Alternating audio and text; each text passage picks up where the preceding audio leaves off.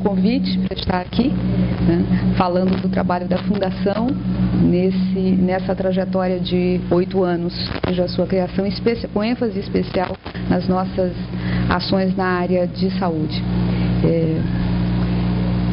Falar da Fundação a essa altura é uma bela tarefa, porque se trata de falar de uma experiência extremamente bem sucedida de criação e de construção, a essa altura de consolidação, de uma fundação de amparo à pesquisa estadual.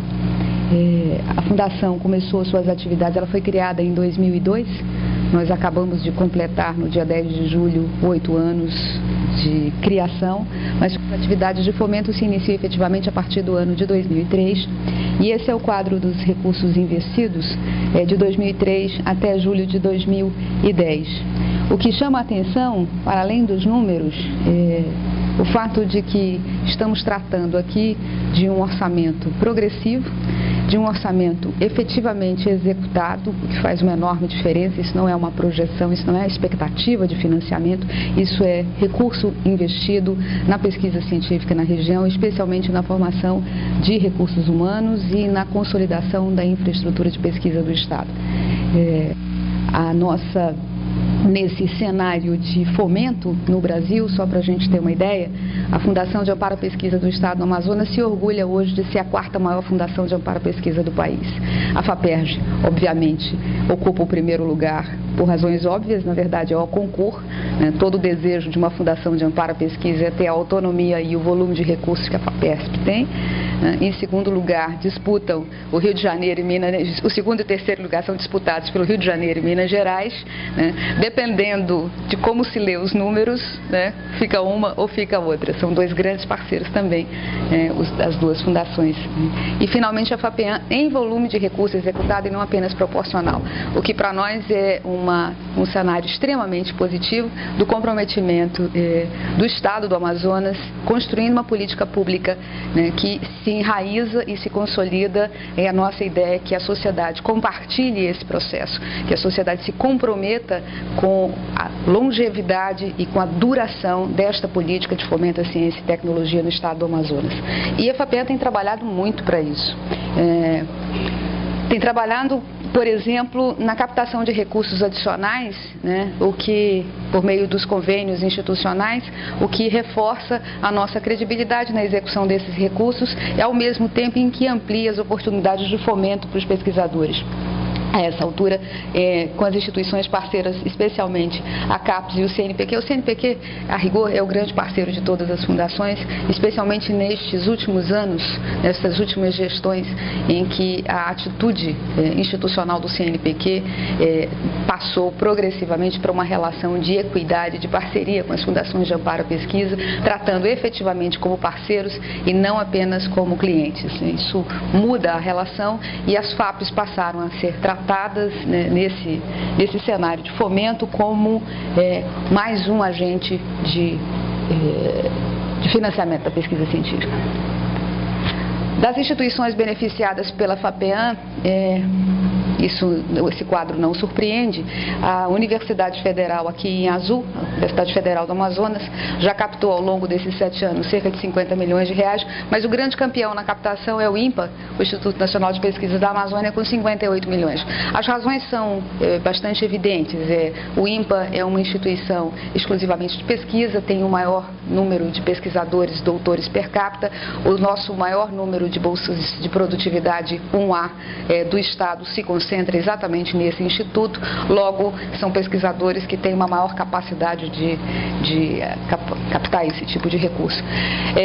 A UEA já representa a instituição, a Universidade Estadual, foi criada à mesma época que a FAPEAM, ainda está em processo de consolidação, montando seu quadro docente, estabelecendo suas estruturas, enfim, de pesquisa, mas é uma universidade extremamente capilarizada porque foi construída com representações e atuação nos 62 municípios do Estado do Amazonas, então tem curso espalhado em todo o Estado, o que transforma numa instituição imensa, com desafios imensos, como já disse uma historiadora na região amazônica tudo é grande, inclusive o seu drama.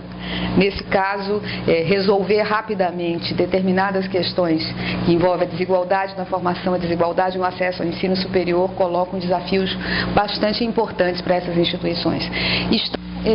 Destacadas as instituições de saúde, que atuam na área de saúde no Estado, e o volume de recursos que elas têm captado. Aqui vale a pena um registro extremamente significativo que se constituiu na matéria de capa da revista número 17, essa que vocês acabaram de receber. A Fundação de Medicina Tropical e a Fundação de Hemoterapia do Amazonas, Fundação Instituto de Hemoterapia do Amazonas, o EMOAN, são instituições que mudaram de perfil ao longo desses anos a partir da criação da FAPEAM, de instituições de prestadoras de serviços de saúde, tanto a Fundação de Medicina Tropical quanto o EMOAN, quanto a Fundação Alfredo da Mata, que não apareceu aqui nesse quadro de destaque, que é o Instituto de trabalha com dermatologia e venerologia, desculpe-me. São instituições que mudaram de perfil muito rapidamente a partir da criação da Fundação de Amparo à Pesquisa. Por quê? O fomento à pesquisa científica fez com que essas instituições mudassem o seu escopo de trabalho e ampliando não só a formação dos seus recursos humanos, mas também investindo em pesquisa básica e pesquisa aplicada. A essa altura, o EMOAN já pode contar com uma unidade importante de segurança transfusional. O EMOAN já faz parte, já é referência nacional do protocolo desculpe, me fugiu a palavra, de células-tronco, de células-tronco, e a Fundação de Medicina Tropical, por meio de do único curso de mestrado e doutorado disponível no estado do Amazonas, tem mudado radicalmente o perfil da produção científica da instituição, com o apoio da FAPEAM, por meio de uma série de programas que vou detalhar a seguir. A FAPEAM atua muito fortemente na formação de recursos humanos do que a gente tem chamado de capital intelectual. A essa altura, nós já estamos falando de quase 13 mil bolsas concedidas desde o ensino fundamental e médio até o doutorado. A ideia aqui não há nenhuma novidade nessa estratégia, é de estimular a formação de gerações de pesquisadores. Então, nós temos programas que são próprios da Fundação, inclusive o programa Ciência na Escola, que atua aqui no ensino fundamental e médio, oferece bolsas de pesquisa para professores que estão atuando na rede pública e bolsas para os alunos que começam a dar seus primeiros passos na ciência ainda na escola, na sala de aula. É o programa Ciência na Escola, que está na sua quarta edição, e funciona também em várias escolas do interior do estado do Amazonas. É uma experiência extraordinária ver garotos no interior do estado manejando o GPS com habilidade, criando biodigestores na escola, produzindo sabão líquido a partir do reaproveitamento de óleo de cozinha, evitando lançar dejetos dos rios. É emocionante ver crianças desenvolvendo cultura científica. E são os nossos futuros bolsistas de graduação, na iniciação científica. Na especialização, nós atuamos muito pouco, apenas em cursos pontuais de formação de servidores públicos. A FAPEAM tem um compromisso também com a formação e especialização de gestores públicos para o governo do Estado, mas isso é uma ação pontual, não faz parte do seu escopo. O investimento pesado no mestrado e no doutorado. Nós já atingimos em 7 anos o número redondo, aliás, números redondos têm uma certa mágica, tem um certo fascínio. Com 500 bolsas de doutorado, o 100º doutor formado com recursos da FAPEAM foi bastante festejado. Esse aqui é um quadro das bolsas concedidas ano a ano para pós-graduação, nesse caso para o mestrado. Superar a desigualdade histórica que marca a formação de recursos humanos na região é uma tarefa importante e ela só pode ser feita, essa correção só pode ser operada por meio de uma ação. Eu vou usar a expressão do presidente do CNPq, usada agora a semana passada, não, 2 dias atrás, para ser mais exata, na abertura da SPPC lá em Natal. O professor Carlos Aragão chamava a atenção de que a política da FAPEAM é uma política agressiva, É uma política agressiva porque nós temos a tarefa de superar muito rapidamente, dar conta muito rapidamente de uma situação que é histórica e que não pode persistir. Com isso, nós já temos mais de 1.200 bolsas concedidas, mas a nossa taxa de efetividade, ou seja, cada bolsa concedida, são 67%. Eu venho da área de História Econômica e eu adoro transformar esse percentual no número, de dizer que de cada 10 bolsas que a FAPEAM já concedeu, quase 7 já são mestres. É um número extremamente positivo e que sinaliza para o passo seguinte, que são as bolsas de doutorado.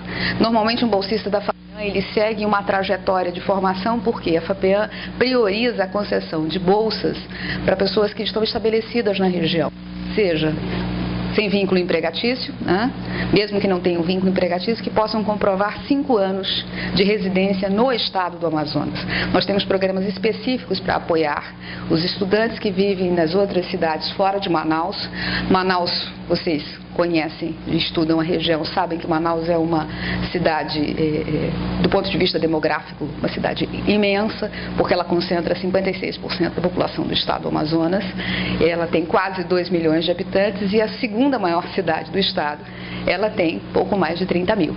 Então, com as unidades da Universidade Estadual, a expectativa de continuidade da formação desses meninos e meninas, ela aumentou enormemente. Então, é possível hoje em São Gabriel da Cachoeira, por exemplo, fazer um curso em Ciências Sociais ou em Geografia, e a primeira coisa que um garoto desse, normalmente um tucano, um dessano, um baniwa, eu dei aula agora recentemente para um baniwa preparando para fazer a prova do mestrado. Ele quer fazer o mestrado e ele quer fazer o doutorado.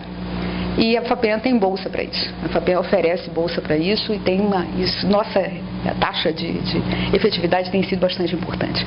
No caso das bolsas de doutorado, conceder 500 bolsas para nós é um grande feito.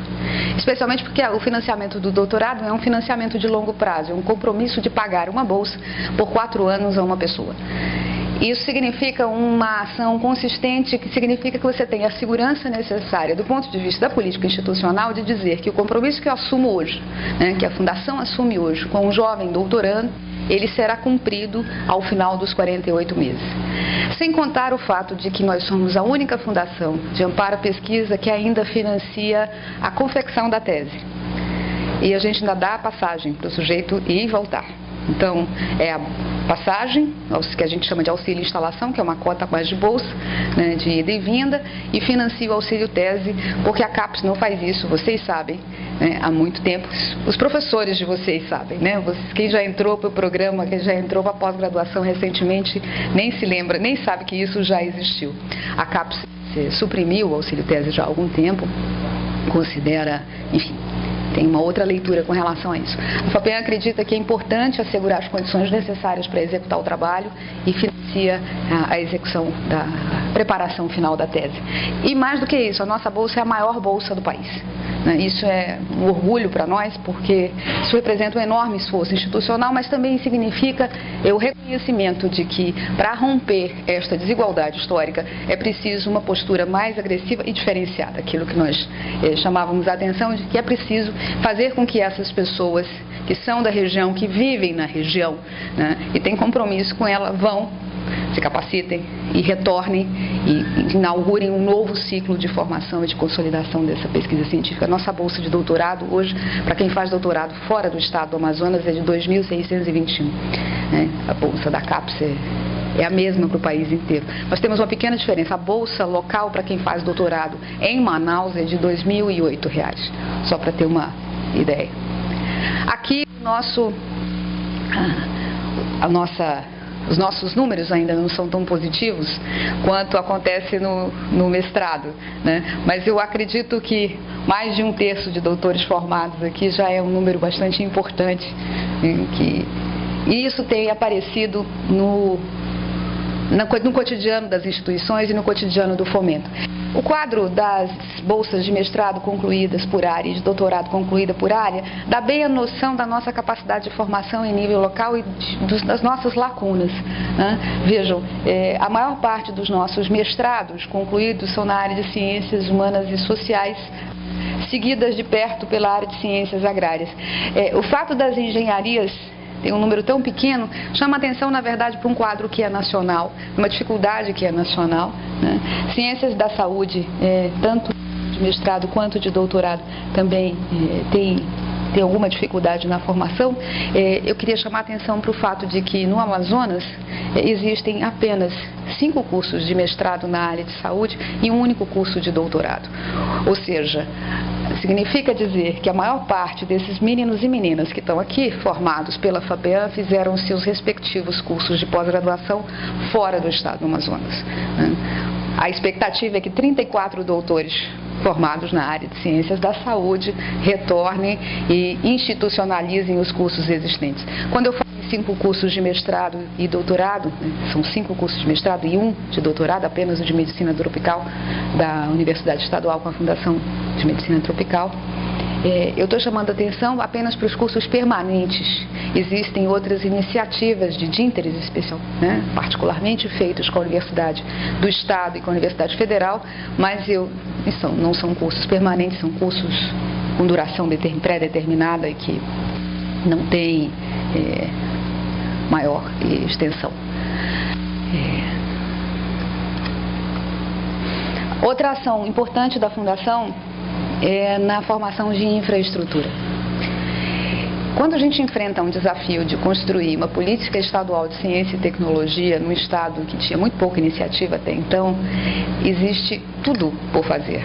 É preciso investir na formação dos recursos humanos, é preciso investir na construção da cultura científica, ou que queiram chamar algo próximo a isso, mas é preciso investir especialmente na infraestrutura institucional. A essa altura, a Fundação já investiu 3,5 milhões apenas na área da saúde. Esse aqui é o resultado de um programa chamado Programa de Infraestrutura nas Instituições de Pesquisa e Pós-Graduação do Estado, que foi lançado ainda em 2004.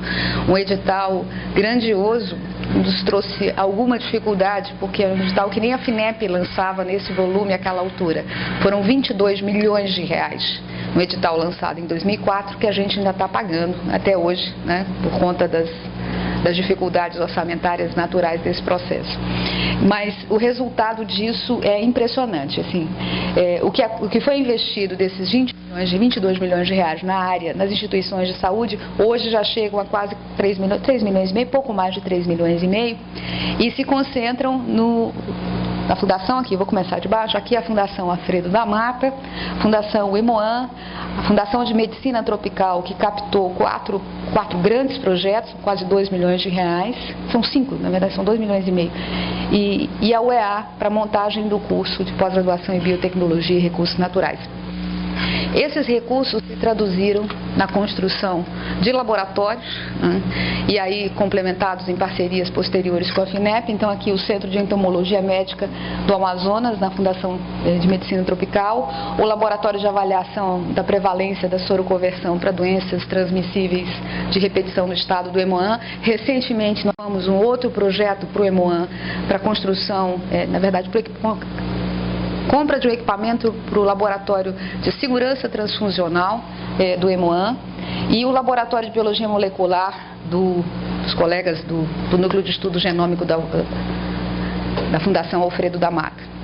Além desses recursos, só antes que eu esqueça disso, além desses recursos na montagem da infraestrutura institucional, a FAPEAM ainda aporta aqui na Fundação de Medicina Tropical e na Fundação Alfredo da Mata, ela aporta o pagamento de bolsas a doutores sêniores, que é um programa da Fundação, é o programa Amazonas Doutor Sênior, que traz nomes importantes, nomes de referência que se fixam na região por um período determinado para a execução de um projeto específico, com bolsas diferenciadas.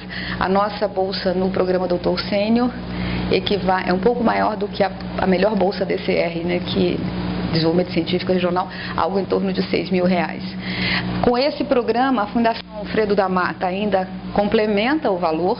Então nós temos doutores sêniores, que são responsáveis pela alavancagem da produção científica na área de medicina tropical, especialmente em nível de doutorado, com uma bolsa algo em torno de 9 mil reais e outras vantagens, auxílio de deslocamento, pesquisa de campo e por aí afora.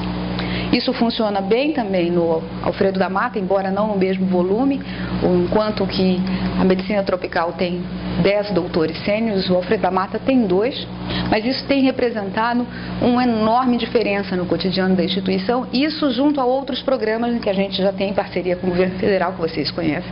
O programa DCR funciona bem, temos doutores fixados já das 41 cotas que a FAPEAN tem em parceria com o CNPq, nós já fixamos 24 doutores na região. E o nosso programa DCR, mais uma vez, é um dos mais bem reputados do país, porque, como o CNPq costuma dizer, a FAPEAN oferece um enxoval completo. Enquanto o CNPq oferece a bolsa, a Fundação complementa a bolsa em 25%, oferece financiamento para pesquisa no valor de R$30 mil e mais uma bolsa, duas bolsas, uma de apoio técnico e 2 de iniciação científica, o auxílio em instalação, né, para o pesquisador quando vem para o Amazonas. E se porventura ele for fixado, a gente continua mantendo o pagamento da bolsa, da complementação da bolsa e, obviamente, o recurso que foi concedido para a pesquisa. Se o pesquisador, ao longo dos 36 meses, se fixar numa instituição de pesquisa da região, ele pede a redução da bolsa, mantém todos os benefícios por mais 12 meses até a conclusão do projeto. Esse é o melhor programa DCR do país. E já redundou numa boa taxa também de fixação. Nós já tivemos, inclusive, situações de casamento entre DCRs, o que é preciso computar essa história também. Os DCRs se conheceram durante o programa e acabaram se fixando. Ambos prestaram concurso para as diferentes universidades e ficaram na região, né? São boas experiências de fixação.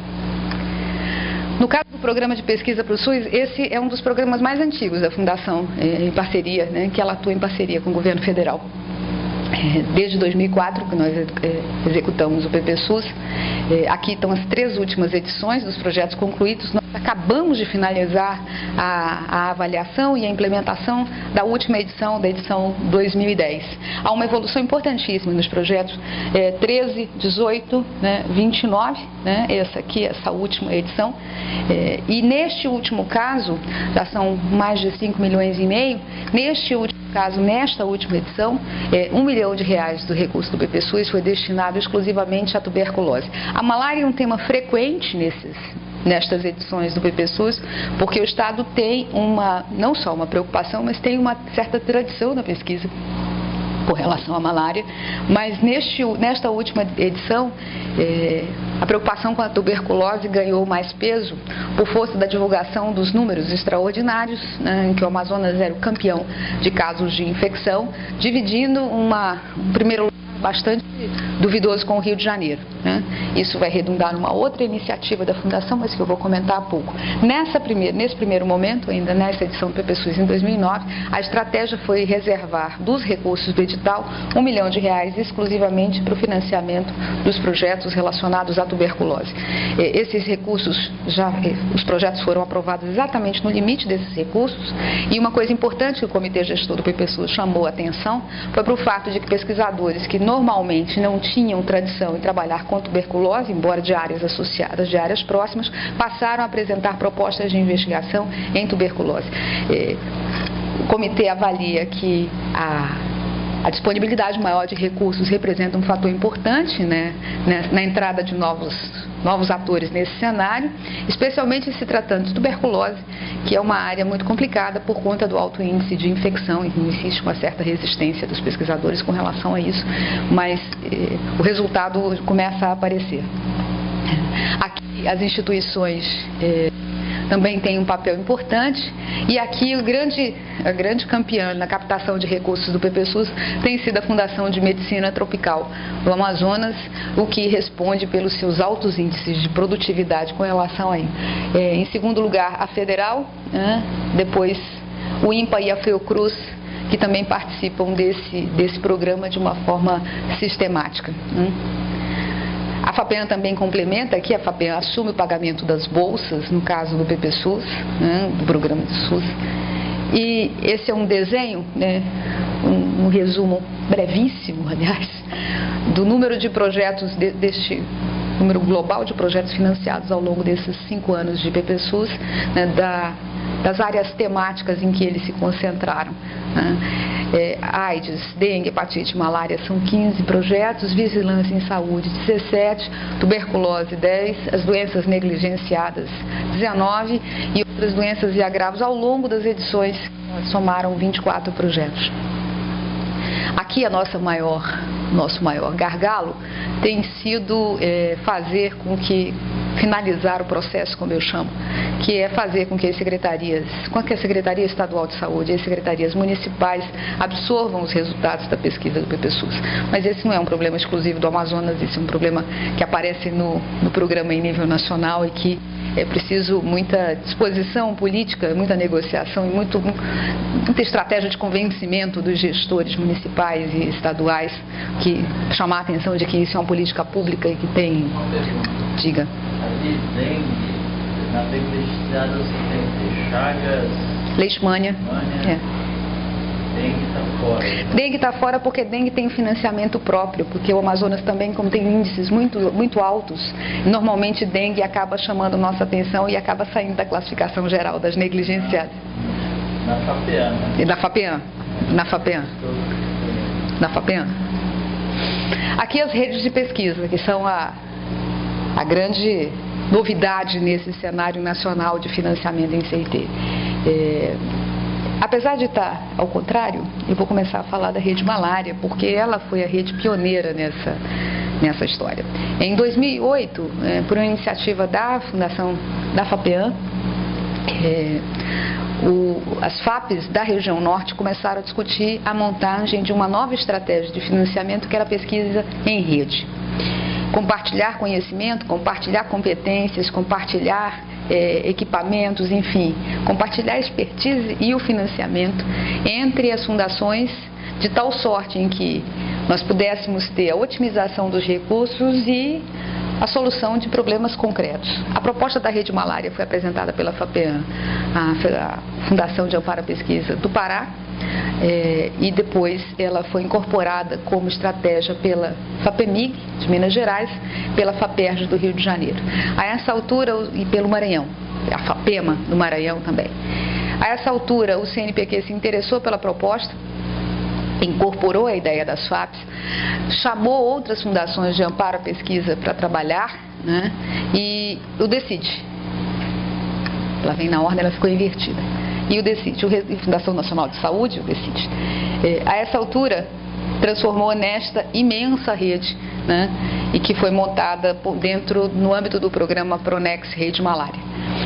O que era uma iniciativa das FAPs e que provavelmente não ia ultrapassar ali os 3 milhões de reais, se transformou num projeto bastante significativo de quase 15 milhões e meio de reais. A novidade dessa estratégia de pesquisa continua sendo bastante evidente. Em primeiro lugar, permitir que fundações de amparo à pesquisa com a menor capacidade de fomento possam compartilhar do financiamento no limite das suas possibilidades. As FAPs têm uma estratégia de discutir a proporção desse financiamento que foi definida numa reunião em Salvador e gerou um documento que ficou sendo conhecido como a Carta de Salvador.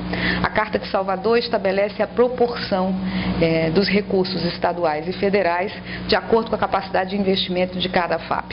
A Carta de Salvador tem servido de referência para os grandes acordos nacionais, né? Por exemplo, no caso, só para ter uma ideia, no caso da FAPESP, a proporção é 1 para 1, para cada recurso federal, um recurso do governo do estado.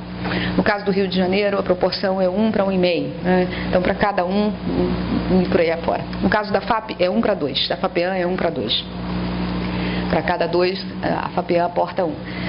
E essa proporção permite, por exemplo, que fundações com menor capacidade de investimento possam também comparecer a este processo como financiadoras, né, como interessadas, como parceiras, mas compartilhar os resultados e permitir, por uma nova estratégia, que as suas equipes de pesquisadores, porque isso é um outro dado, as FAPs só podem financiar pesquisas em seu território, no território do Estado. Então, não dá para financiar fora, não tem como.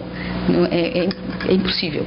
Mas é possível compartilhar o financiamento e essa estratégia da rede, ela permite superar uma dificuldade extraordinária, que é montar uma grande equipe, uma equipe de peso, que compartilhe não só a expertise, mas também a infraestrutura, né, propondo algo de novo para resolver um problema desse. A estratégia da rede Malária, a FAPEAM participa com R$600 mil. Nós temos 2 projetos aprovados na rede Malária, um de uma pesquisadora da Fundação de Medicina Tropical, professora Maria das Graças Alecrim, e o outro do professor Vanderly Pedro Tadei, do INPA, ambos com equipes bastante significativas, pouco mais de 30 pesquisadores, 4 ou 5 instituições articuladas, e a grande estratégia aqui da rede é fazer com que os pesquisadores possam apresentar propostas de investigação articuladas com pesquisadores de até 3 estados que participam da rede. Uma dificuldade com relação a isso foi exatamente no caso do projeto da rede Malária, que foi apresentado por Rondônia, que Rondônia, naquela altura, não participava do edital, né? E havia uma obrigatoriedade de fazer com que o projeto fosse apresentado por um estado participante da rede, né? E acabou não redundando na aprovação do projeto de Rondônia.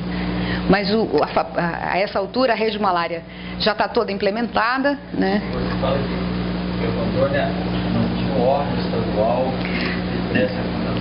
Exatamente. Rondônia não participava da rede, exatamente. O Estado não participava da rede e, por isso, o pesquisador não podia apresentar propostas pelo Estado.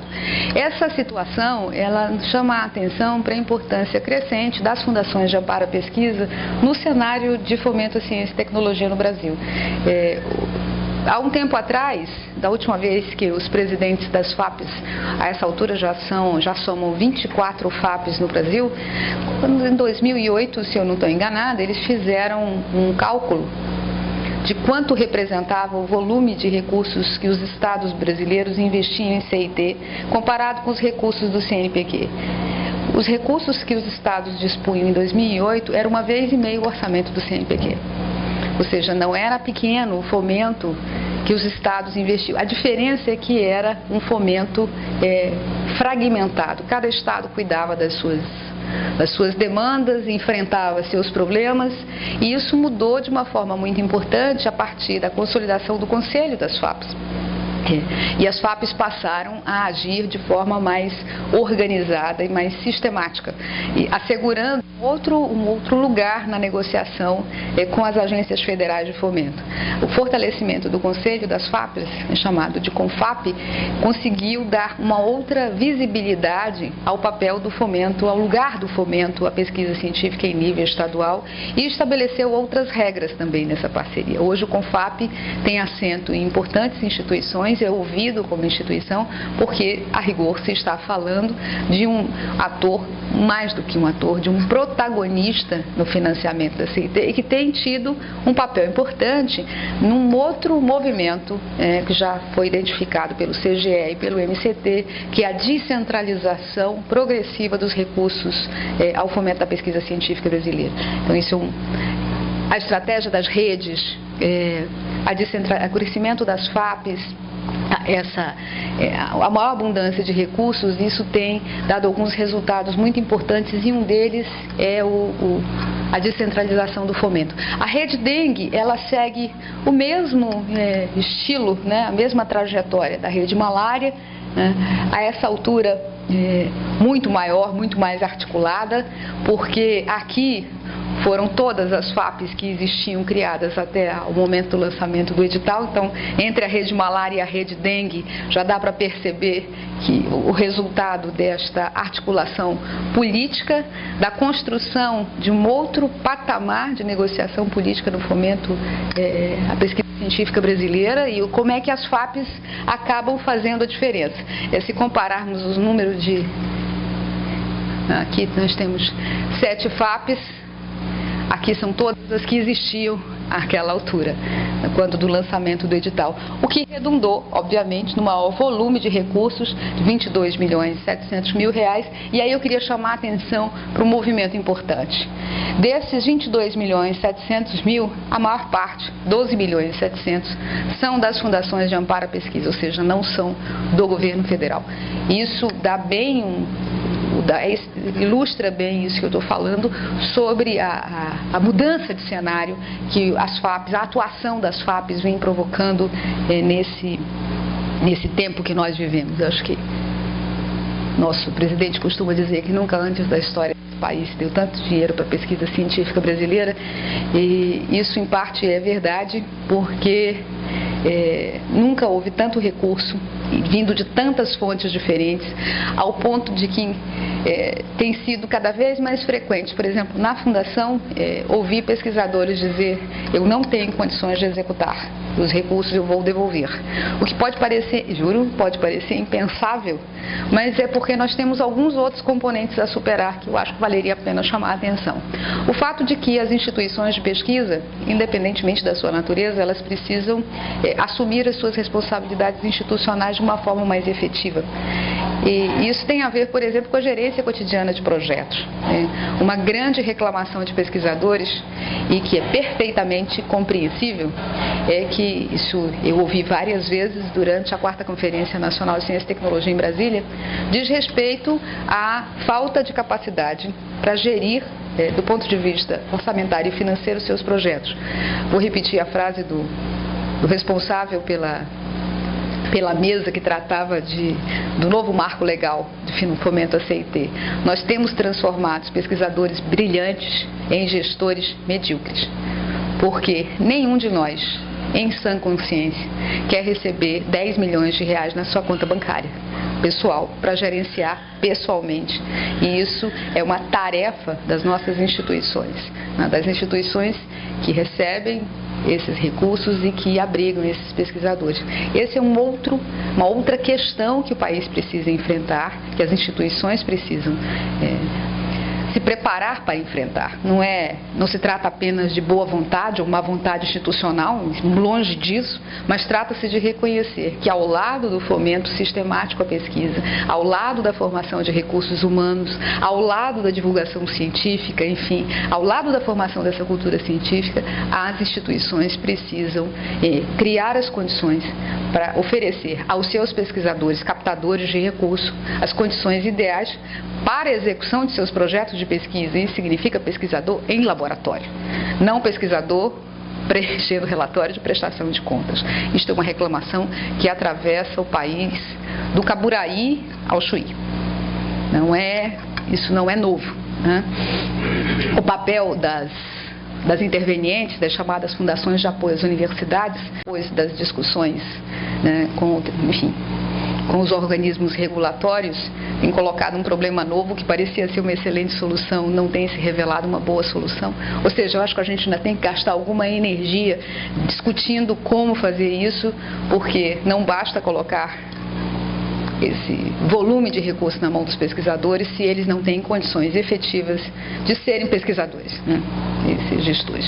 A última estratégia da FAPEAM para intervir de forma mais global nessa questão da pesquisa na área de saúde é o Programa Temático de Pesquisa em Diagnóstico de Tuberculose. Mais uma vez, isso é uma iniciativa da Fundação, foi apresentada à FAPERJ. Quando foram divulgados, e a imprensa fez um grande barulho com isso, divulgados os números da tuberculose no Amazonas e no Rio de Janeiro, e ela coincidiu com uma reunião do Conselho das FAPs, eles se reúnem a cada 2 meses. E a FAPEAM propôs a FAPERJ, porque nós dividíamos com o Rio de Janeiro, né, o primeiro e o segundo lugar. Por que não pensar num projeto ousado, mas um projeto com um volume de recursos capaz de propor algo concreto para resolver o problema da tuberculose. Não se trata de financiar pesquisa isolada. E, mais uma vez, o espírito da rede malária e da rede dengue apareceu aqui na construção desse programa temático de pesquisa. A ideia não é o projeto do pesquisador individual, mas o projeto integrado capaz de, somando as competências institucionais, né, permitir a apresentação de uma proposta que tenha efetividade, que tenha resolutividade. Com essa disposição da FAPERJ, o sinal positivo da FAPERJ, Minas Gerais resolveu entrar também. Embora Minas Gerais não apresente os mesmos números tão preocupantes, mas achou que era uma boa estratégia. A essa altura são 2 milhões de cada uma das fundações. Os pesquisadores finalizaram, esse aqui vai ser uma intervenção de peso. Os pesquisadores apresentaram por meio de encomenda um projeto único, que reúne pesquisadores do Amazonas, do Rio de Janeiro e de Minas Gerais, né, um projeto que soma 6 milhões de reais. O CNPq já se dispôs a colaborar com essa ação e vai discutindo ainda o quanto pode aportar, e eventualmente o DECIT vai ser, o Ministério da Saúde também vai entrar nesse financiamento. Mas por enquanto, né, o que está em curso são os 6 milhões de reais para pesquisa translacional em diagnóstico de tuberculose. A ideia é, neste caso, sair da bancada para o leito, que foi a coisa mais repetida na reunião com os pesquisadores. Por favor, da bancada ao leito, porque no caso da tuberculose nós já não podemos nos dar ao luxo de parar no meio do caminho a pesquisa de tuberculose. Existem alguns outros números que não estão aqui, mas que falam da atuação da Fundação, em que eu queria compartilhar com vocês. Uma delas, um programa que ficou de fora, mas extremamente importante, é um programa de iniciação científica chamado IC Saúde. Nós temos como eu disse, uma universidade estadual extremamente jovem, com um quadro ainda em formação. Os concursos ainda estão acontecendo, é um quadro temporário, atuando em 62 municípios e com curso de medicina em vários deles, né? Um curso de medicina funcionando na capital. Muitos estudantes do interior do estado vêm para Manaus para cursar medicina.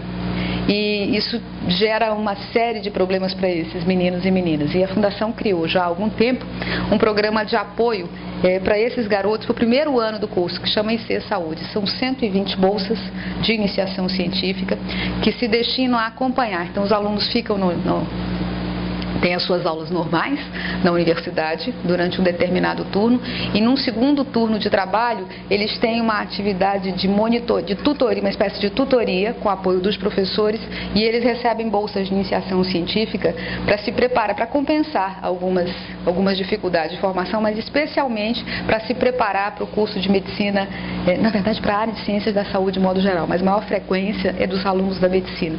A presença dos alunos do interior com esse tipo de financiamento diminui a evasão, o que já é extremamente promissor, mas também permite nesta entrada na universidade uma adequação mais rápida, uma aclimatação mais rápida, se quiserem chamar assim, a essa nova temporada de formação.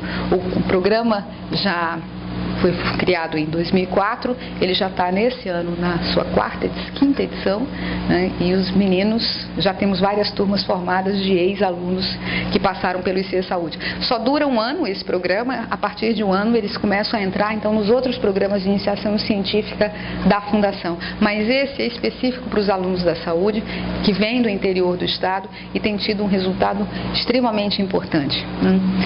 Com relação a uma outra coisa que eu fiquei de dizer depois e não disse, falava dos resultados do financiamento com relação às instituições do Estado e que o CNPq tem chamado, né, o Ministério da Ciência e Tecnologia tem chamado da descentralização dos recursos.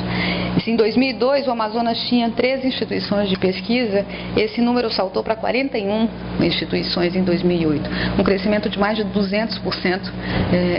A região norte lidera todos os percentuais de crescimento, e em segundo lugar a região nordeste. Se pensar por exemplo, esse mesmo número com relação ao sudeste do país, enquanto o Amazonas cresceu 215%, a região sudeste cresceu como região 72% em número de instituições. Existe claramente, assistir durante a conferência também uma fala do diretor técnico científico da FAPERJ, professor Brito Cruz, falando da tendência de decréscimo de formação de doutores no estado de São Paulo. Absolutamente verdadeiro.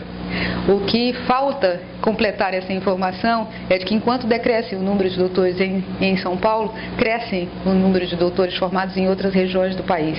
A gente está falando não só da descentralização dos recursos de fomento, mas também na consolidação de outros centros de pós-graduação em outras regiões brasileiras, notadamente no Nordeste. Quando se olha o Brasil, o mapa do Brasil, a partir destes números, né, a gente vê um cenário muito diferente com relação à ciência e tecnologia brasileira.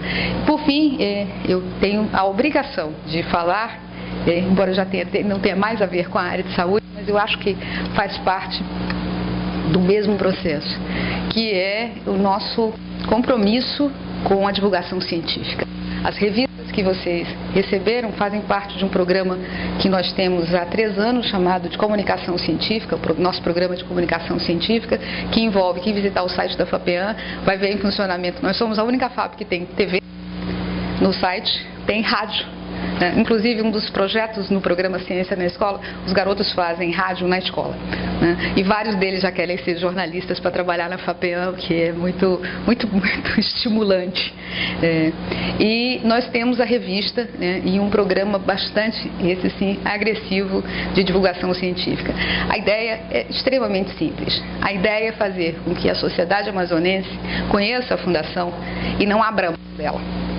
Ou seja, saber que a Fundação faz toda a diferença na sua vida. Obviamente aqui eu me concentrei em saúde e eu deixei de fora outras áreas de fomento. Hoje em dia a Fundação tem 49 programas em funcionamento que vão não só de formação de recursos humanos, mas também o apoio a pequenas, médias empresas, programas de infraestrutura, programas de edição de livros, enfim, tem uma gama importante de trabalhos, mas eu me concentrei exclusivamente na saúde, mas eu não poderia deixar de sublinhar a importância do programa de divulgação científica, porque afinal de contas, ciência que a sociedade não vê, ela não tem como ser duradoura, como se perenizar, como parte do nosso direito de ter acesso ao conhecimento científico e aos seus resultados como cidadãos brasileiros.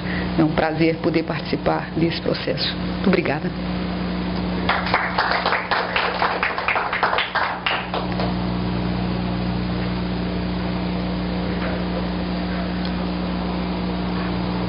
Interessante, eu não tinha noção não, acho que falar que é a terceira parte. Quarta. Mãe, quarta, né? Vai criar um problema com os nossos colegas de Minas e com o Rio. O proporcional deve ser o primeiro, talvez. Não, são em números absolutos. Não, pois é, se fizer não proporcional deve ser o primeiro. Quase primeiro, né? Não sei fazer essas coisas. Proporcional ao número de pesquisadores ou assim, não. Proporcional ao orçamento. Em números absolutos de financiamento, com certeza. Não é, o nosso quarto lugar não é calculado em relação à proporção. É o orçamento executado mesmo de cada FAP. Acho que na nossa aqui tem uma obrigatoriedade, né? Legislativa. A rigor, todas as fundações já nascem, que é uma grande coisa, já nascem vinculadas a esse dispositivo constitucional das suas respectivas constituições estaduais. A diferença maior é que as FAPs, em sua esmagadora maioria, não tem a autonomia financeira que a FAPESP tem. Né? Por exemplo, no caso do Rio de Janeiro, no caso de Minas Gerais, embora essa autonomia não exista, são fundações que vivem um excepcional momento institucional, né? Com grande sensibilidade, enfim, com uma tranquilidade institucional muito grande. Mas nada comparado ao reconhecimento da autonomia financeira que a FAPESP tem, né? Que ela já nasceu com essa autonomia. A grande luta da Fundação de Amparo à Pesquisa do Amazonas hoje é pela autonomia, né? Junto com as outras, enfim. Não, né? As coisas são exemplares, você propõe alguns pontos. Porque eu fiquei, já sabia, né, dessa ação conjunta das FAPs. Tem essa questão que você disse muito bem, não é nova, né? A história do bom pesquisador virar mau gestor. Sim. Tem uma componente ainda mais cruel, que às vezes o pesquisador tem que ser mau gestor de vários pequenos projetos. Como é que você acha que as FAPs, no caso de vocês, como é que estão atuando, por exemplo, ou isso simplesmente não é competência? Porque aqui nós somos obrigados a abrir uma conta para cada projeto, cada subprojeto, cada iniciação científica, tão fragmentado que se você não tem pessoas recusando recursos, às vezes você tem pessoas dando tiro no pé, não submetendo o projeto para conta. Sim. Isso é outro componente. Por exemplo, questões ligadas à importação, né? A reagentes nessa área de saúde, a FAPEAN ajudou a ter alguma solução encaminhada, mais específica que vocês têm tentado. Eu sei que Minas parece que tem. Minas tem uma experiência, 25 anos na nossa frente. Minas conseguiu algumas soluções importantes com relação a isso. E nós não temos praticamente nada. Aqui na FAPEAN a gente não conseguiu avançar, especialmente porque a demanda dos pesquisadores ainda não é grande com relação a isso. Os pesquisadores que normalmente fazem uso de reagentes importados, eles já têm, e isso tem a ver também com as trajetórias institucionais. Normalmente eles estão no INPA, e o INPA já tem uma certa expertise com relação a isso, enfrentando toda a burocracia que vocês conhecem bem, né? Recentemente discutia com o CNPq a nova mudança de regras no CNPq, eu disse, mas como mudou? Como mudou com relação à postura do CNPq na importação? Esse é um dos gargalos. O presidente do CONFAP, que é o presidente da FAPEMIG, o Dr. Mário Neto, costuma chamar a atenção de que hoje um dos nossos grandes gargalos diz respeito não à competência instalada dos nossos pesquisadores ou efetivamente à infraestrutura, porque isso são questões que podem ser resolvidas com fomento sistemático.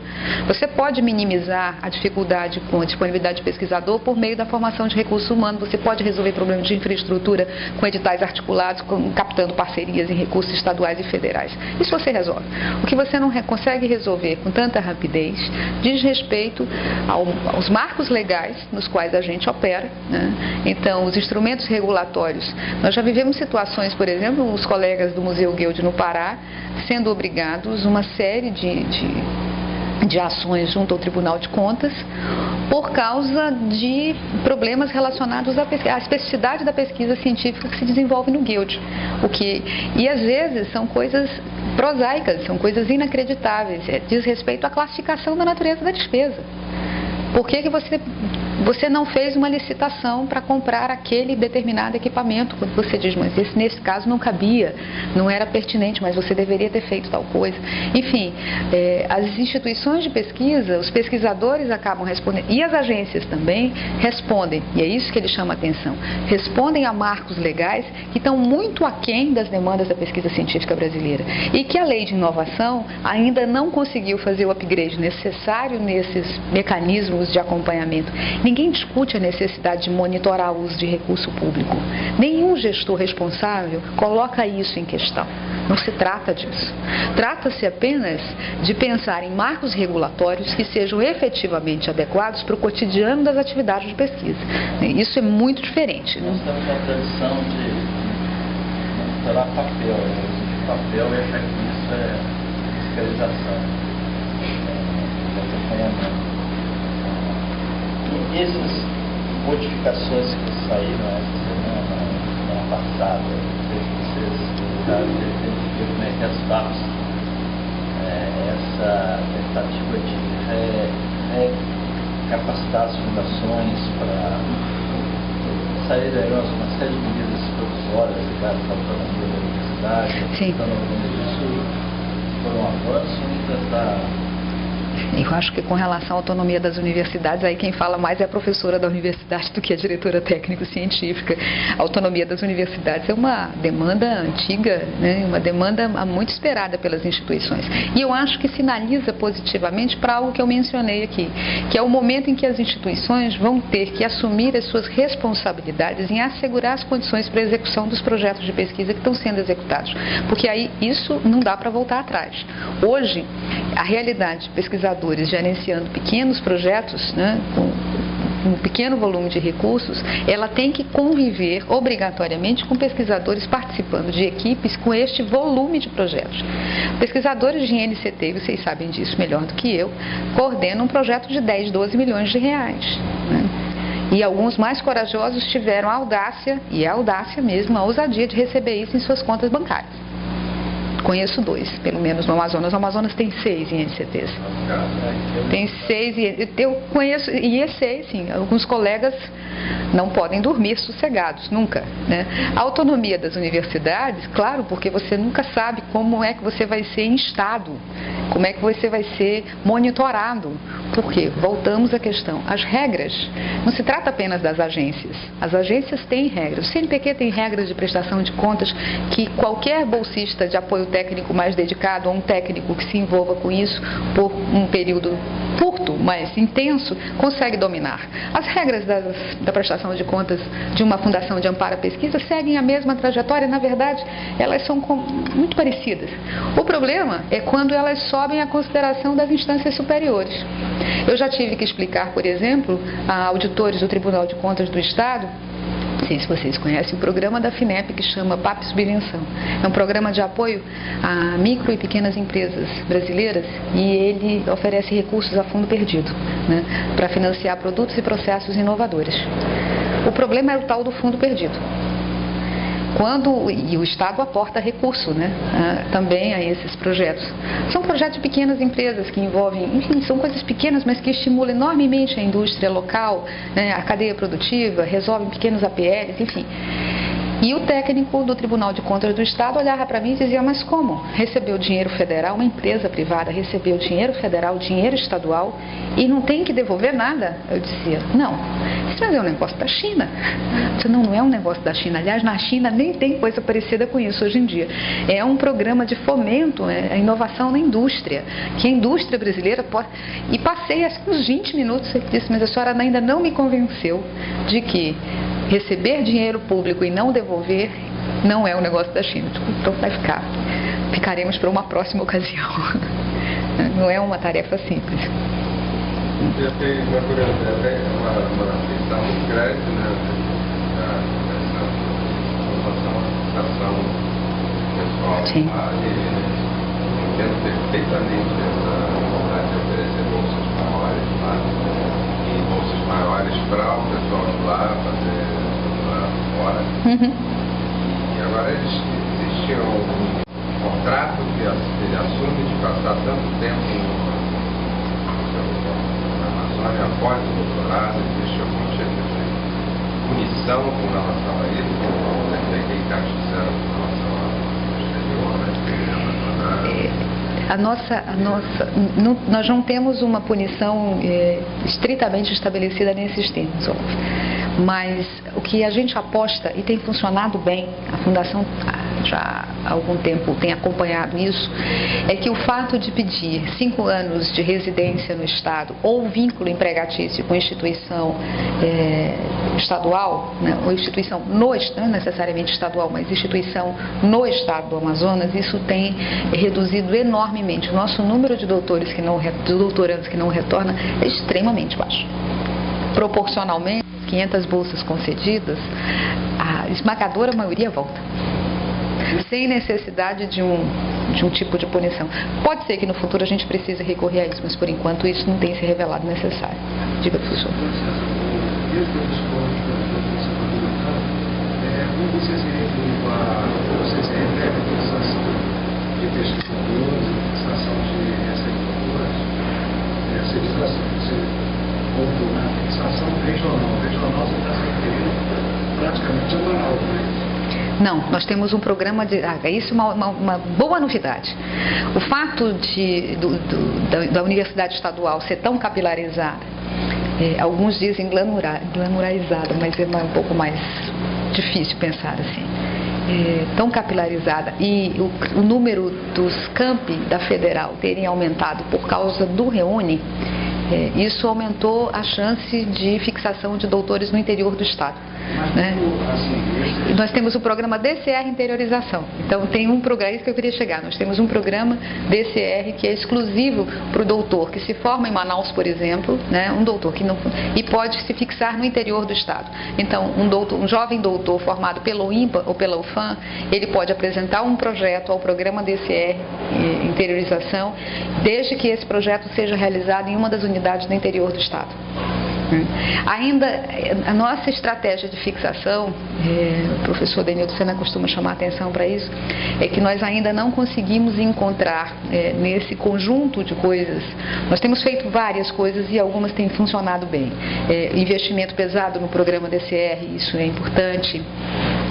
Dar um upgrade no programa tem funcionado bem. Oferecer bolsas diferenciadas também funciona bem, mas ainda falta um plus a essa altura, que diz respeito àqueles jovens doutores formados nas instituições estaduais que não conseguem se vincular.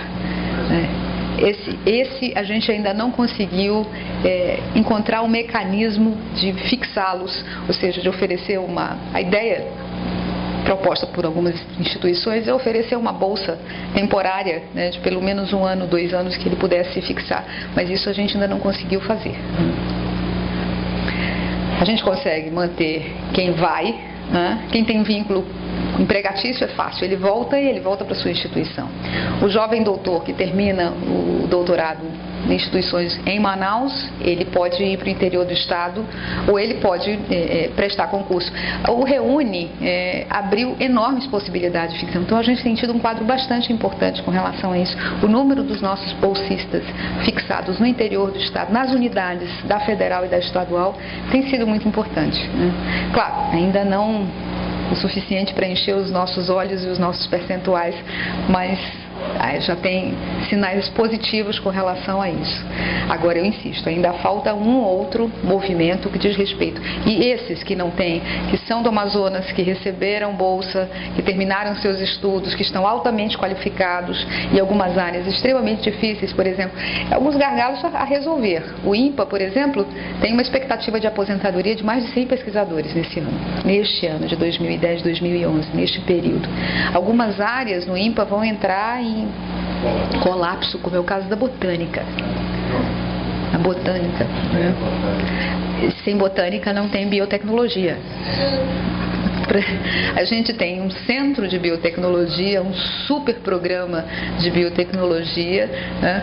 Mas a gente não vai ter a botânica do INPA, que é o único curso da Amazônia, né? A não ser, enfim, o diretor do INPA tem manifestado essa preocupação em vários fóruns e tem feito várias intervenções junto ao Ministério para abrir concurso, enfim, então é uma preocupação institucional, mas também é uma preocupação da comunidade científica, das agências de fomento, porque você olha para um cenário como esse e diz, sim, eu preciso encontrar uma solução, né? Uma solução para isso. Então, esse compasso, às vezes, ele não é tão ajustado quanto nós gostaríamos.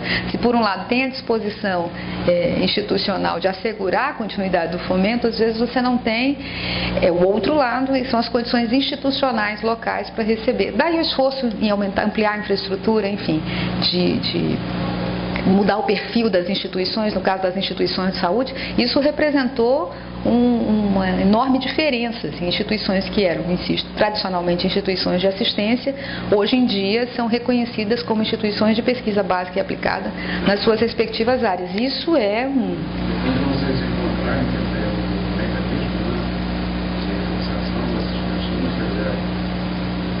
a sugestão é buscar a ação. Eu vi no Pará, muitos anos atrás, dava alguns problemas, era por volta assim, fixar uma pessoa, 2 pessoas, em uma região como o Amazonas, são sujeitos sem interrupção, então ele vai isso é um problema. Aí eu pedi desculpas que eu não tinha falado de tudo que a Fundação faz. Foi esse o espírito de um programa que a gente fechou com a CAPES agora, uma parceria de 35 milhões de reais para formar doutores em áreas estratégicas para o Estado. Então, além dessas 500 bolsas que a Fundação já deu até hoje, nós fechamos o acordo com a CAPES no final do ano passado, que começou a vigorar a partir deste ano, em 2010. Então, é formar no mínimo 10 doutores num conjunto de áreas estratégicas nos quais o Estado do Amazonas é carente. O princípio foi exatamente esse. Não adianta formar um engenheiro naval. É preciso formar 10 doutores em engenharia naval, porque a Universidade Federal do Amazonas não tem um curso de engenharia naval. Nenhum. Recentemente o MEC discutia a aquisição de barcos, a licitação de barcos para cobrir a Amazônia nas ações institucionais e descartaram Manaus como possibilidade de concorrer porque não tem estaleiro. E os construtores locais ficaram furiosos e mandaram uma correspondência ao MEC protestando, procuraram os jornais locais, mas aí a verdade aparece completa, né? É verdade, nós temos construção naval, sim, nós temos pequenos estaleiros, aliás, nem poderia ser diferente, né? Nem poderia ser diferente, afinal de contas, essa região vive historicamente na sua relação com os rios. A diferença é a envergadura, a diferença é a escala. A diferença é a capacidade técnica instalada. Nós temos artesãos extraordinários, mas eu não preciso de um barco feito em 6 meses. O MEC precisava de uma frota que deveria cumprir determinados requisitos técnicos que nenhum estaleiro local seria capaz de atender. E nós não temos um engenheiro naval sequer. Isso sem contar outras áreas em que nós somos absolutamente zerados. Então o esforço desse programa com a CAPES, dessa estratégia com a CAPES é exatamente isso. Formar no mínimo 10 doutores em áreas estratégicas para assegurar as condições mínimas para que esses 10 doutores possam criar uma pós-graduação, enfim, possam se estabelecer, criar um núcleo de pesquisa, enfim, fazer o que doutor tem que fazer. Uma curiosidade, Claro. Em relação a idade da Fabiana, 18 anos, então toda essa política regressiva, vocês têm investimento, pessoal, isso é de alguma forma acompanhado ou monitorado pela Secretaria Estadual de Educação, na melhoria da educação do Estado? Isso tem eu falei do PCE logo no começo, que é um dos programas que são os nossos programas do coração, né? Porque a Secretaria Estadual de Educação, ela tem parceria conosco neste programa Ciência na Escola. Ela cofinancia o programa junto conosco. Então tem um comitê gestor, né, desse programa que conta com a parceria da Secretaria Municipal de Educação de Manaus, porque a gente faz o PCE no interior, mas sem a parceria dos municípios. A gente faz os programas nas escolas do interior do estado, mas sem a participação de cada um dos municípios, que isso é muito mais complicado. Mas com recurso da FAPEAN.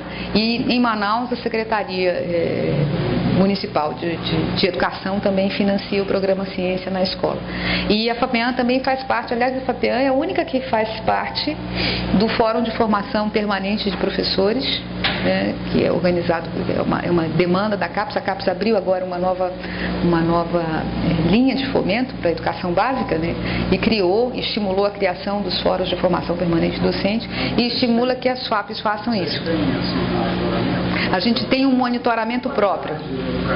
A gente tem um monitoramento nosso. A gente tem um programa que chama Programa de Gestão em Ciência e Tecnologia, que é um programa exclusivo nosso, que a gente abre editais temáticos para investigar determinadas situações. E nós temos um programa de monitoramento do programa Ciência na Escola, né, que é o Indicadores e Matrizes Lógicas do programa Ciência na Escola, que vai monitorar isso. Então nós já fizemos, a gente faz PGCT para várias coisas. A gente acabou de fazer um programa, por exemplo, desses para organizar o acervo documental da Fundação, digitalizar, disponibilizar em rede, enfim, reduzir o volume de papel. A gente faz PGCT para colaborar o MUSA é um PGCT. O projeto que deu origem ao Museu da Amazônia é parte deste programa de gestão em ciência e tecnologia. É uma ação, né, de caráter, né, geral, o programa é geral de gestão de CIT, e que ele opera por meio de editais temáticos em que se desenha um objeto específico, produtos específicos, e o pesquisador tem até 36 meses para apresentar um resultado à Fundação. O estudo sobre as áreas estratégicas do Estado, onde é que nós deveríamos investir, foi o resultado de um PGCT desse que ofereceu à FAPEAM, né, um mapa, né, da pós-graduação no Estado, as tendências, as lacunas, as expectativas de futuro, a disposição institucional, o cenário local e as tendências para os próximos 5 anos. Foi em cima desse resultado que a gente fez a proposta CAPES para as áreas estratégicas de formação de doutores. E no caso do monitoramento da qualidade, nós temos um programa exatamente agora, está finalizando agora, muito certamente ele vai ser reeditado, porque o impacto do PCE é enorme. Esse programa especificamente é enorme. Não só pelo volume de pessoas, da última vez que nós fizemos a amostra pública do PCE, são quase 5 mil meninos e meninas envolvidos, é uma coisa enlouquecedora e muito estimulante, porque são alunos, cada um dos projetos tem 5 alunos bolsistas que desenvolve seu trabalho durante o ano escolar, né, durante 8 meses na escola, e apresentam o resultado numa amostra pública, né, já apresentam relatórios, é muito divertido. Mas o impacto disso na formação, por exemplo, dos professores nas instituições ainda precisa ser medido. Acompanhar a trajetória desses alunos que participam do programa Ciência na escola, depois, quando eles entram na universidade, também é uma questão a ser respondida. Agora, o impacto na política pública, esse é inegável. Falta ser melhor mensurado, mas a gente já consegue enxergar, por exemplo, a disposição das secretarias municipais, não apenas de Manaus, mas dos municípios do entorno, né, especialmente agora da área metropolitana, se dispondo a participar, oferecendo, no limite das suas possibilidades, os recursos para a execução do trabalho, né.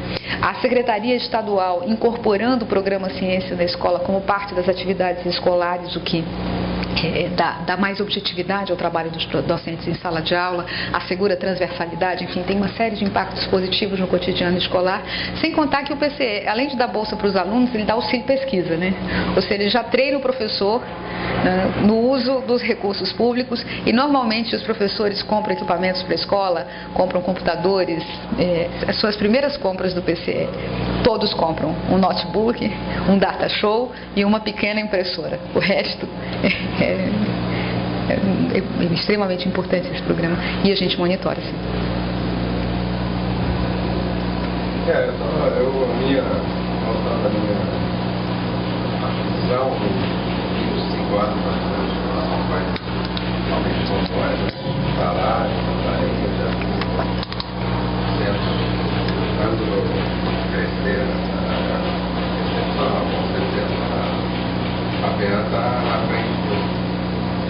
Mas cada vez que eu vou ao armazém, eu vejo alguém indo embora. É um negócio impressionante. E eu sinto que aquilo que está acontecendo, quando ele vai e casa com alguém de lá, aí a coisa é mais simples. Agora, se não, só faz da família é um negócio. Então, tem que premiar quem é de lá e consegue chegar até um ponto.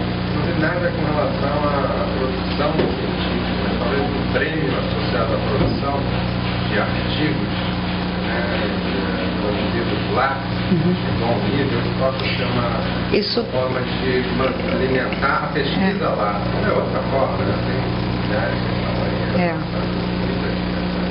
mas realmente premiar esse pesquisador que foi para lá e que ainda foi para o interior da Amazônia, então tem que ser o dobro do prêmio pelo mesmo artigo. Então, para mim é a maior ansiedade. Ninguém fica. Pouca gente, assim, cada vez mais gente tem ficado. Ficam um tempo, mas acabam. Uma preocupação da FAPEAM e que não é nova.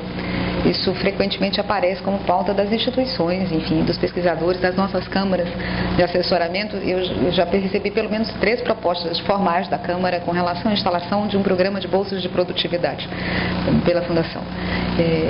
E o Conselho Diretor da Fundação vê com muito bons olhos isso, obviamente. A questão é que são 8 anos. Diz assim, a FAPEMIG tem. É verdade, a FAPEMIG tem. Mas são 25 anos que a FAPEMIG tem na nossa frente. A FAPERJ acabou de completar 30 anos. Mas tem o cientista do nosso estado, exatamente. Então, o que a gente ainda tem muitos desafios. A FAPERJ ainda tem alguns desafios para se consolidar. E esse é um compromisso que não pode ser adiado muito tempo, mas ele precisa ser implantado com alguma prudência, com alguma cautela. Hoje em dia, às vezes, um desafio importante é pagar as bolsas no último dia útil de cada mês, porque nós conseguimos isso muito recentemente. Porque vencer a burocracia numa fundação que é radicalmente nova, isso é uma tarefa cotidiana, não é um leão por dia, são vários. Porque convencer o Estado de que isso não é um fornecedor, que isso e tem uma outra estratégia, que não se pode demorar tanto para repassar o recurso para o pesquisador, porque compromete o projeto de pesquisa. Isso é a construção de uma cultura no próprio Estado, em que as pessoas precisam ser convencidas e precisam enxergar isso do ponto de vista dos seus instrumentos de acompanhamento. Então, nós temos alguns desafios. Agora, a preocupação, ela existe e ela está no horizonte de trabalho da Fundação. Uma bolsa de produtividade, os pesquisadores, por exemplo, têm demandado com muita frequência, são bolsas de pós-doutorado. E o que é natural, a chegada, uma mudança de perfil institucional, a abertura de novas vagas e os novos concursados, os meninos não chegam na universidade como se chegava 25 anos atrás, só com a graduação, né? Se você se formava em serviço. Essa é a minha trajetória. Quem chega hoje à universidade para fazer carreira, que acabou de prestar concurso, chega doutor, né? E em 4 anos, né, ele já bateu no teto da classe, né? E ele quer fazer pós-doutorado porque ele ainda é júnior, é PDJ, e consegue mais rapidamente uma bolsa PDJ do que uma PDS do CNPq, e a disputa dessas bolsas é nacional. E é claro, quem tem uma fundação vai pedir tratamento diferenciado na fundação.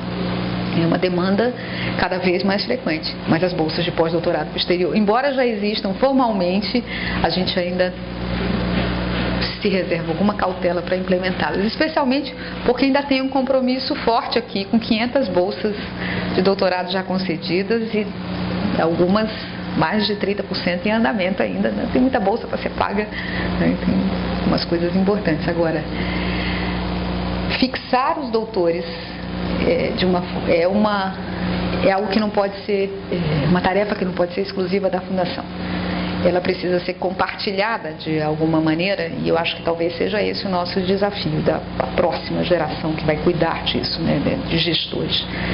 Ela precisa ser compartilhada não apenas, por exemplo, como o CNPq faz ou como as agências federais fazem, reservando um determinado percentual de recursos para atender os projetos da região norte, nordeste ou o que seja, mas encontrando mecanismos de fixação que sejam compartilhados com as fundações de amparo à pesquisa e com as instituições. E aí eu volto ao tema da autonomia das universidades e das responsabilidades institucionais. As universidades também precisam ter suas próprias políticas de reconhecimento e diferenciação na carreira docente e que façam a diferença entre o pesquisador que produz 5 artigos por ano em revista, em periódico indexado, e aquele que vai receber o mesmo salário sem ter publicado nenhum. A Universidade Federal do Amazonas criou um programa de estímulo à publicação e que corre o risco de ser extinto muito em breve. Ela criou um programa 3 anos atrás. Ela paga, se você publica um artigo em periódico A internacional, seu grupo de pesquisa, o líder do seu grupo de pesquisa recebe R$ 2.500.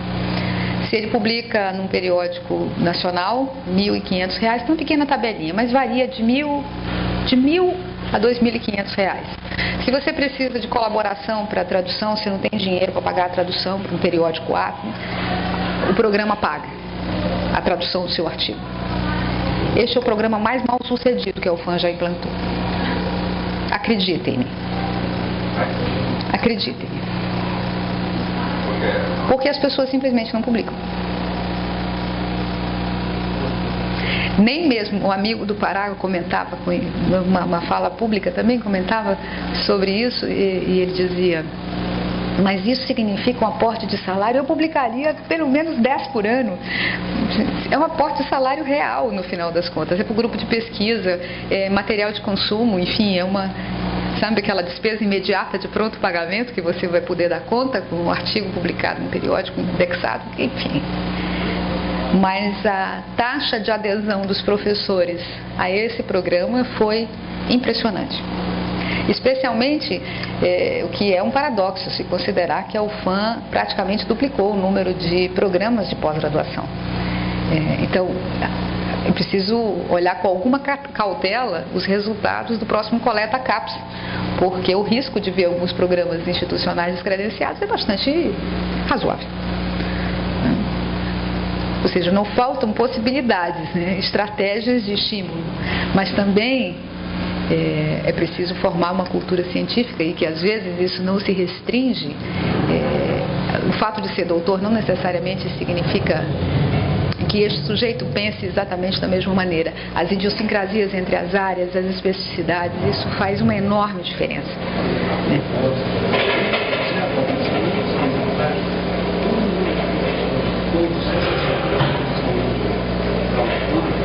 Eles desenvolveram um projeto de pesquisa, mas só que eles não fizeram isso na faculdade, nunca na universidade, entendeu?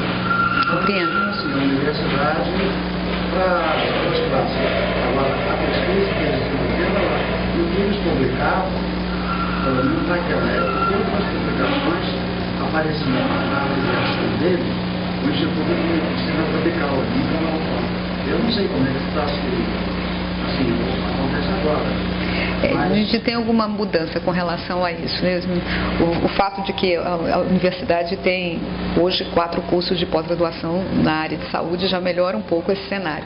Mas ainda são cursos que são feitos em parcerias institucionais na maioria. Tem curso de ciências farmacêuticas, né?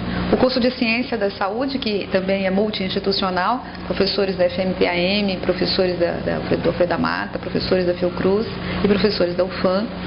E o curso de Saúde e Sociedade em Endemia, que é feito em parceria com a Fiocruz, a UFAM e a Federal do Pará.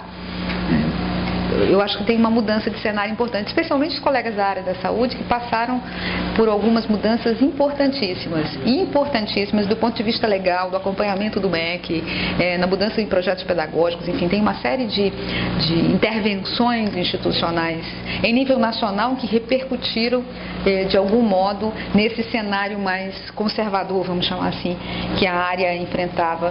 Bom, eu acredito que não era tão disseminado assim, tão diferente de alguns outros lugares do país, mas de qualquer modo havia uma postura muito conservadora com relação a isso. E mais do que isso, eu acho que uma concorrência também saudável, que é o fato do cursos de medicina em instituições particulares de ensino começarem a apresentar bons indicadores. Nós temos boas novidades com relação a isso. Instituições particulares de ensino que abriram seus cursos de pós-graduação reconhecidos pela CAPES.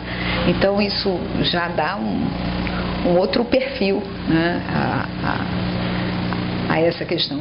Abrir uma pós-graduação, oferecer bolsa, oferecer redução de mensalidade para aluno que faz a pós-graduação, conseguir captar recursos da CAPES oferecendo bolsa, dar sinais positivos com relação também à mudança de postura das instituições particulares também, que é extremamente promissor. Eu só queria terminar um outro ponto da trajetória da Patrícia. Ela é a região, a Roraima, foi logo para Manaus. Então, realmente a cultura, né, faz parte da cultura. Ela passou mestrado e doutorado morando em Copacabana e no Niterói. Você poderia ter sido fixada no Rio. Aquela mosca azul, né? Que é um outro problema. Tem casos que a gente quer ser perfeito. E quando vem com a família já é fixada e não volta mais. Realmente, esse é o maior desafio. Premiar os locais que não têm mais espaços maiores. Mas, infelizmente, tem muita gente daqui que se apaixona pela mas uma coisa importante é que competir nacionalmente não é fácil, mas é perfeitamente possível. Isso é uma coisa que eu chamava a atenção sempre para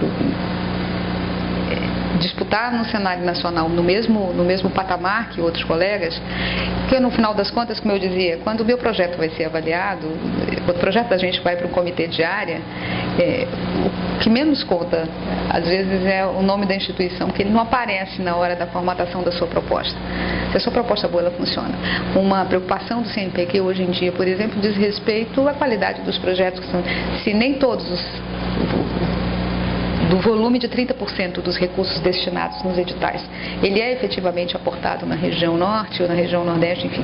Isso também tem a ver com a qualidade dos projetos apresentados, porque uma coisa não pode se perder, a gente está fazendo pesquisa científica nesse país, não dá para perder. Eu fui a primeira bolsista de produtividade de ciências humanas da minha universidade, eu tenho o maior orgulho disso. Porque nunca antes na história da universidade um doutor da área de ciências humanas tinha apresentado uma proposta ao CNPq. Isso não tem problema nenhum, é só que a gente apresenta. O máximo que vai acontecer é que o comitê vai dizer não. Eu sou bolsista até hoje, há 10 anos já.